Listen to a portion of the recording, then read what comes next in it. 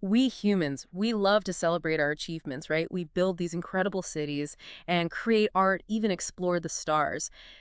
It's easy to forget that for a long time we were just another species trying to survive. It's true. But what if I told you that our journey from those early days to now has this surprisingly, maybe even a little bit dark side? Oh, definitely a story worth exploring. Today, we're diving deep into Yuval Noah Harari's Sapiens to uncover just how our ancestors, using nothing more than Stone Age tools, became a force of nature, literally. It's fascinating, really. We're going to be focusing specifically on Chapter 4, The Flood. It dives into a side of early humans that, well, you might be surprised by.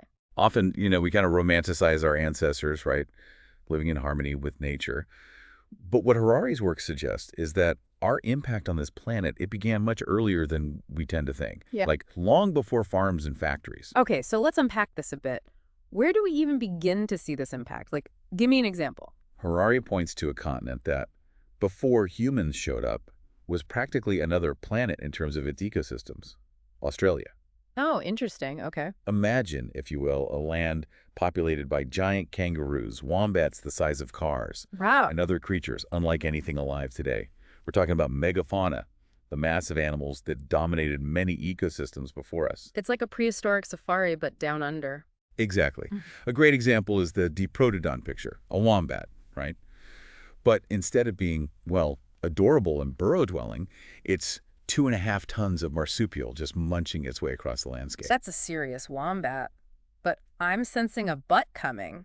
These incredible creatures aren't around today, are they? Sadly, no. Yeah. And that's where the story takes, a bit of a turn. Around 45,000 years ago, humans, Homo sapiens, arrived in Australia. Okay. Within a few thousand years of their arrival, most of these unique creatures vanish.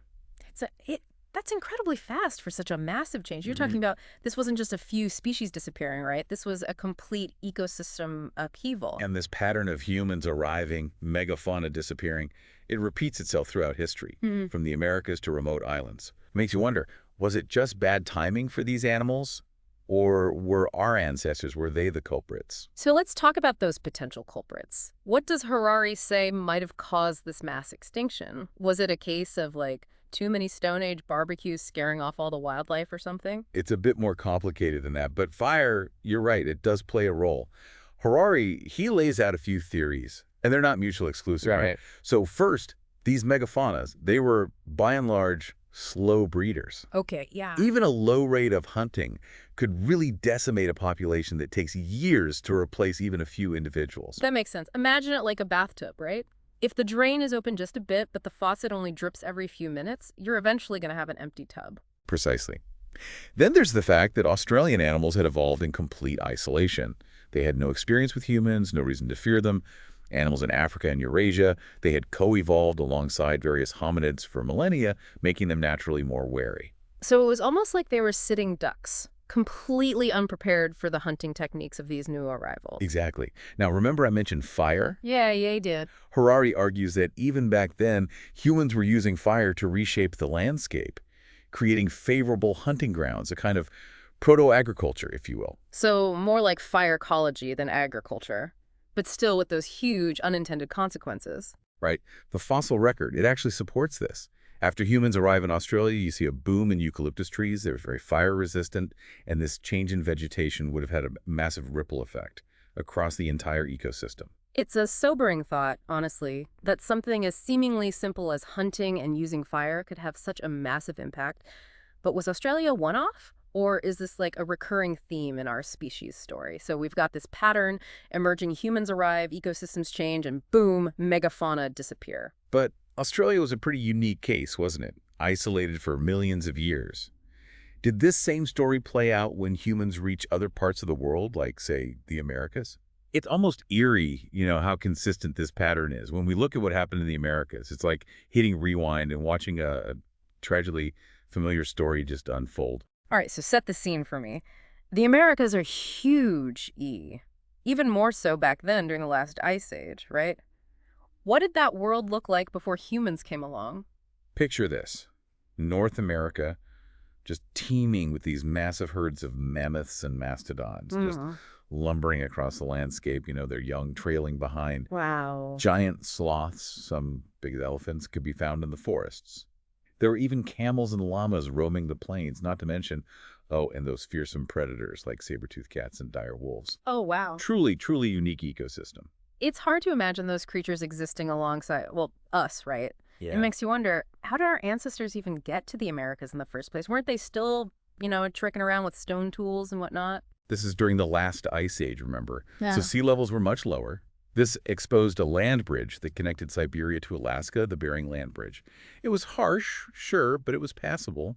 And, well, Homo sapiens, they're remarkably adaptable. Yeah, that's true. Yeah. So they just walked across, what, a frozen wasteland, following herds of mammoths. Talk about dedication to a good steak. But getting back to the extinction event, did these American megafauna meet the same fate as their Australian counterparts? I'm afraid so, yeah. And once again, the timing is striking. Within just a couple of thousand years of humans arriving, the majority of these amazing creatures vanished. Poof, gone. Okay, hold on. A couple of thousand years. I know we're talking about prehistory here, but that still seems incredibly fast for such a massive ecological shift. How can we be sure this wasn't just natural climate change, especially with the Ice Age ending around that time? I mean, it had to have had some impact, right? That's a question scientists have, grappled with for a very long time. It's true that the climate was changing during this period, but the timing of these extinctions is incredibly precise and aligns, well, almost perfectly with the arrival of humans. And this pattern, it repeats itself not just in North and South America, but on islands as well. So it's like that old saying, if you hear hoofbeats, think horses, not zebras. In this case, extinction seems to follow humans wherever they go. What's the smoking gun, so to speak, that ties these extinctions to humans? Do we have any, prehistoric CSI going on here with the fossil record? Well, we do. Paleontologists have been meticulously dating fossils, other remains, and the evidence is, well, it's pretty compelling. For example, in the Caribbean, scientists, they found fossilized sloth dung dating back around 5,000 years. Now, that's thousands of years after that megafauna extinction on the mainland. So the sloths on the islands were doing just fine until... Until humans arrived, the first evidence of human settlements on those islands. It lines up perfectly with the disappearance of those island sloths. It's starting to feel less like a coincidence and more like a pattern of, well, maybe unintended, but destruction nonetheless. Two continents, thousands of years apart, both showing these eerily similar patterns of extinction that coincide with, well, human arrival. What does it all mean? I mean, it's unsettling to think that, something we usually take pride in, our adaptability, our ability to thrive in new environments, might have come at such a steep cost. It really makes you question our place in the grand scheme of things, doesn't it? It does. And, the story doesn't just end with the megafauna. This whole pattern of human-caused extinctions, it continued even after those early migrations. Really? So we're talking, what, like some ancient version of those invasive species warnings you see at national parks today? In a way, yes. You see this play out over and over again. Take the moa, for instance. These were, get this, giant flightless birds, lived in New Zealand. Okay. Some of them stood, get this, over 10 feet tall. 10 feet? That's taller than most basketball hoops. Imagine, encountering a bird that size. Hard to even fathom, isn't it? Yeah. But sadly, just like the mammoths and those giant sloths, they were gone. Not long after humans arrived on the scene. Because they were so big and, I'm guessing, not exactly scared of humans? Their size made them easy targets, exactly. They hadn't evolved to fear human hunters. Another case closed for the extinction detectives, and another species gone. It's almost like a broken record at this point, this pattern of human arrival followed by ecological upheaval. Was there any place on Earth that was spared this? Sadly, not really. Islands, they were particularly vulnerable. Madagascar, for example, was this incredible haven for unique species, including, get this, giant lemurs. Wait, hold on. Giant lemurs. I had no idea they came in that size. Oh, yeah. But sadly, their size and lack of fear towards humans, well, you know the rest. They disappeared not long after humans settled on the island. It really highlights how fragile ecosystems can be, especially when they're suddenly faced with a new predator like us, humans. It's a sobering thought. After hearing all of this, it's hard not to feel a bit, well, guilty about our species' track record. Is that what Harari wants us to feel, though? Just, bad about ourselves? Guilt? Not at all, no. I think Harari's point is that this knowledge, it shouldn't paralyze us with guilt. It's about responsibility. We can't change the past, right? But we can learn from it. And by understanding the impact our ancestors had, even with, limited technology, we can be more mindful of our own actions today. So what does that look like, being more mindful? What's the takeaway for our listeners, for all of us, really? What can we as a species actually do differently? For me, it's about recognizing the interconnectedness of everything. When we lose even a single species, even something small, it has these ripple effects throughout the entire ecosystem, like a delicate tapestry. Each thread is important, and, losing one can weaken the whole structure. It's like that saying, right? The flap of a butterfly's wings in Brazil can set up a tornado in Texas. It's all connected.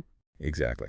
And the choices we make today, from how we consume resources to how we protect habitats, it all matters. Those choices, they have consequences that will be felt for generations to come. It's a lot of pressure, honestly, but it's also empowering in a way. It means we have choices. We're not just passive passengers along for the ride. Exactly. And maybe, just maybe, by understanding the impact our species has had, even unintentionally, maybe we can start to work towards a future where we coexist, truly coexist more sustainably with the planet and all its incredible life forms. It's a future worth striving for. And on that note, we'll leave you to ponder the weight of our species' history and the responsibility that comes with it. This has been The Deep Dive. Thanks for listening.